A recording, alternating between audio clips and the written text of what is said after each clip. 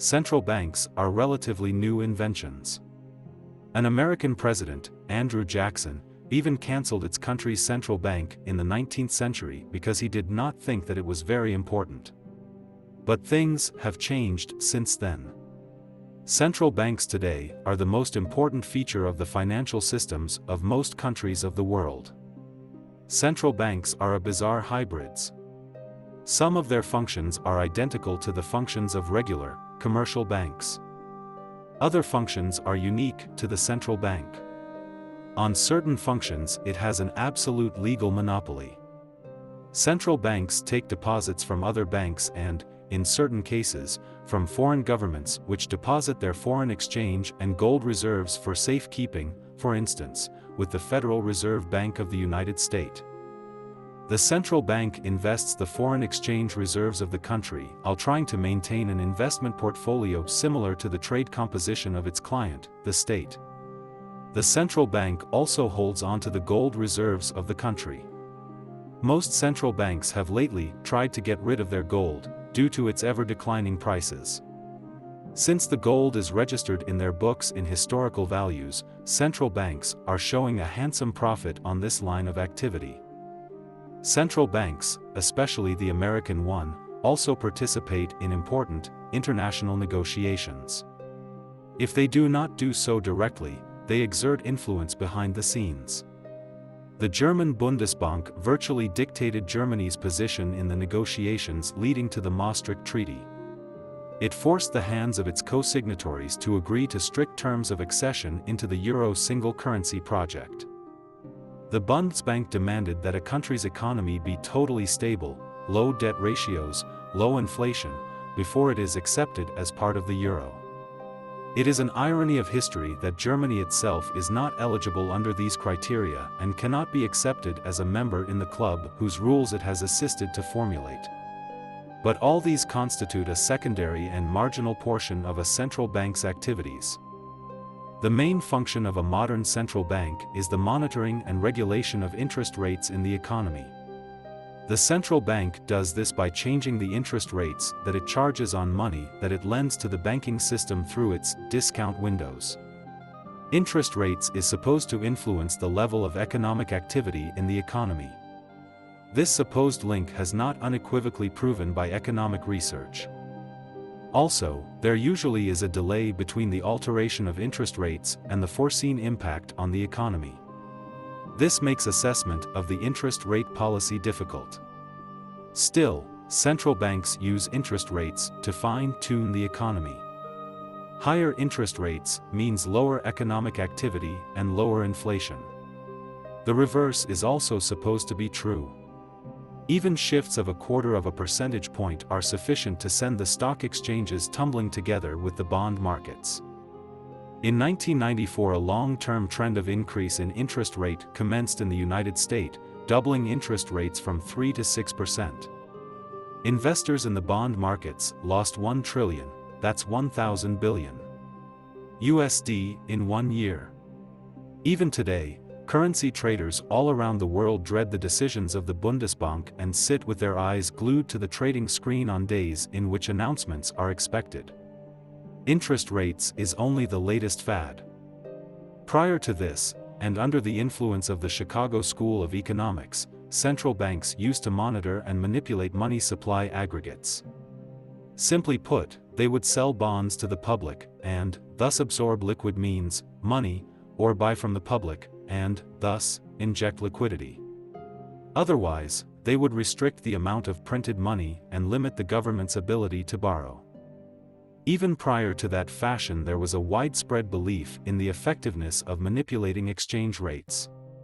This was especially true where exchange controls were still being implemented and the currency was not fully convertible.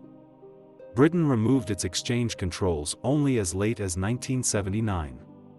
The USD was pegged to a gold standard, and, thus not really freely tradable, as late as 1971. Free flows of currencies are a relatively new thing, and their long absence reflects this wide-held superstition of central banks. Nowadays, exchange rates are considered to be a soft, monetary instrument and are rarely used by central banks. The latter continue, though, to intervene in the trading of currencies in the international and domestic markets, usually to no avail and while losing their credibility in the process. Ever since the ignominious failure in implementing the infamous Louvre Accord in 1985, currency intervention is considered to be a somewhat rusty relic of old ways of thinking. Central banks are heavily enmeshed in the very fabric of the commercial banking system. They perform certain indispensable services for the latter. In most countries, interbank payments pass through the central bank or through a clearing organ which is somehow linked or reports to the central bank. All major foreign exchange transactions pass through, and, in many countries, still must be approved by, the central bank. Central banks regulate banks, license their owners, supervise their operations, keenly observes their liquidity. The central bank is the lender of last resort in cases of insolvency or illiquidity. The frequent claims of central banks all over the world that they were surprised by a banking crisis looks, therefore, dubious at best. No central bank can say that it had no early warning signs, or no access to all the data, and keep a straight face while saying so. Impending banking crises give out signs long before they erupt. These signs ought to be detected by a reasonably managed central bank. Only major neglect could explain a surprise on behalf of a central bank. One sure sign is the number of times that a bank chooses to borrow using the discount windows. Another is if it offers interest rates which are way above the rates offered by other financing institutions. There are many more signs, and central banks should be adept at reading them. This heavy involvement is not limited to the collection and analysis of data. A central bank, by the very definition of its functions, sets the tone to all other banks in the economy. By altering its policies, for instance, by changing its reserve requirements, it can push banks to insolvency or create bubble economies which are bound to burst. If it were not for the easy and cheap money provided by the Bank of Japan in the 80s, the stock and real estate markets would not have inflated to the extent that they have. Subsequently, it was the same bank, under a different governor, that tightened the reins of credit and pierced both bubble markets. The same mistake was repeated in 1992-3 in Israel, and with the same consequences. This precisely is why central banks, in my view, should not supervise the banking system. When asked to supervise the banking system, central banks are really asked to draw criticism on their past performance, their policies, and their vigilance in the past. Let me explain this statement. In most countries in the world, bank supervision is a heavyweight department within the central bank. It samples banks on a periodic basis. Then, it analyses their books thoroughly and imposes rules of conduct and sanctions where necessary. But the role of central banks in determining the health, behavior, and operational modes of commercial banks is so paramount that it is highly undesirable for a central bank to supervise the banks. As I have said, supervision by a central bank means that it has to criticize itself, its own policies and the way that they were enforced, and also the results of past supervision. Central banks are really asked to cast themselves in the unlikely role of impartial saints. A new trend is to put the supervision of banks under a different sponsor, and to encourage a checks and balances system, wherein the central bank, its policies and operations are indirectly criticized by the bank's supervision. This is the way it is in Switzerland, and, with the exception of the Jewish money which was deposited in Switzerland and never to be returned to its owners, the Swiss banking system is extremely well regulated and well supervised. We differentiate between two types of central bank, the autonomous and the semi-autonomous. The autonomous bank is politically and financially independent. Its governor is appointed for a period which is longer than the periods of the incumbent elected politicians, so that he will not be subject to political pressures. Its budget is not provided by the legislature or by the executive arm. It is self-sustaining, it runs itself as a corporation would. Its profits are used in leaner years in which it loses money, though for a central bank to lose money is a difficult task to achieve. In Macedonia, for instance, annual surpluses generated by the central bank are transferred to the national budget and cannot be utilized by the bank for its own operations or for the betterment of its staff through education. Prime examples of autonomous central banks are Germany's Bundesbank and the American Federal Reserve Bank. The second type of central bank is the semi-autonomous one. This is a central bank that depends on the political echelons and, especially, on the Ministry of Finance. This dependence could be through its budget, which is allocated to it by the ministry, or by a parliament, ruled by one big party or by the coalition parties. The upper levels of the bank, the governor and the vice-governor, could be disposed of through a political decision, albeit by parliament, which makes it somewhat more difficult. This is the case of the National Bank of Macedonia, which has to report to parliament. Such dependent banks fulfill the function of an economic advisor to the government. The governor of the Bank of England advises the Minister of Finance, in their famous weekly meetings, the minutes of which are published, about the desirable level of interest rates. It cannot, however, determine these levels and, thus is devoid of arguably the most important policy tool.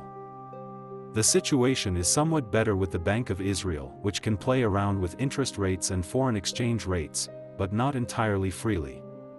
The National Bank of Macedonia, NBM, is highly autonomous under the law regulating its structure and its activities. Its governor is selected for a period of 7 years and can be removed from office only in the case that he is charged with criminal deeds. Still, it is very much subject to political pressures. High-ranking political figures freely admit to exerting pressures on the central bank, at the same breath saying that it is completely independent.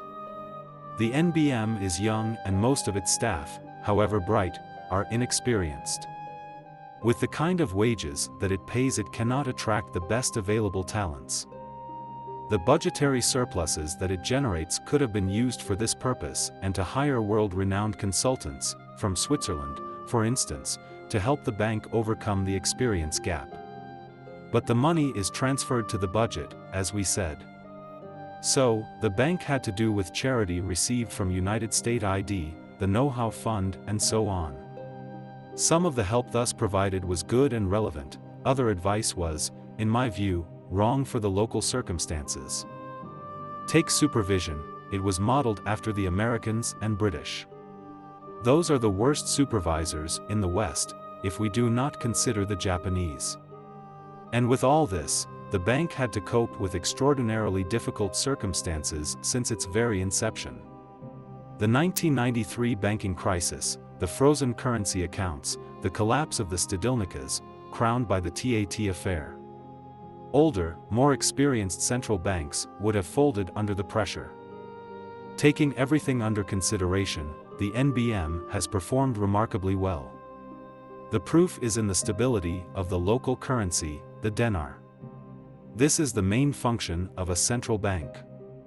After the TAT affair, there was a moment or two of panic, and then the street voted confidence in the management of the central bank. The denar DM rate went down to where it was prior to the crisis.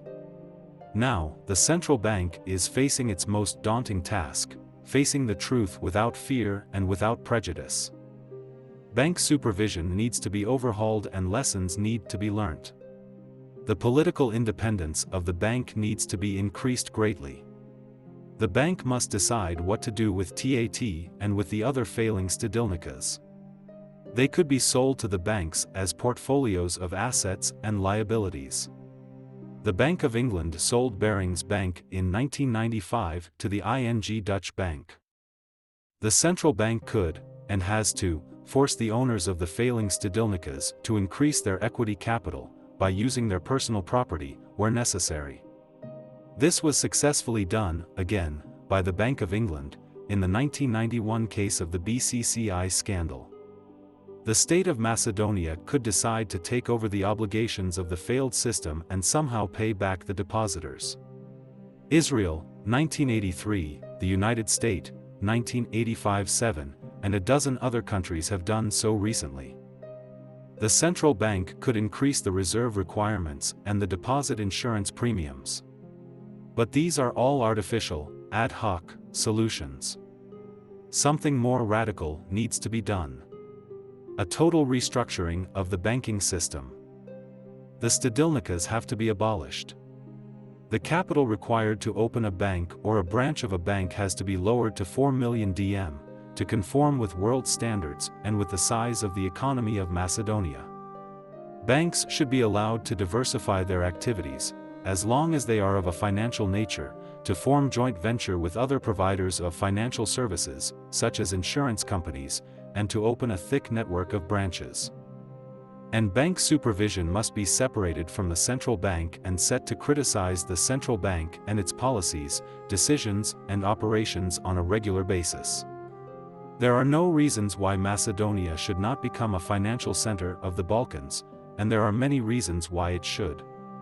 But, ultimately, it all depends on the Macedonians themselves. Thank you for listening and come back for more.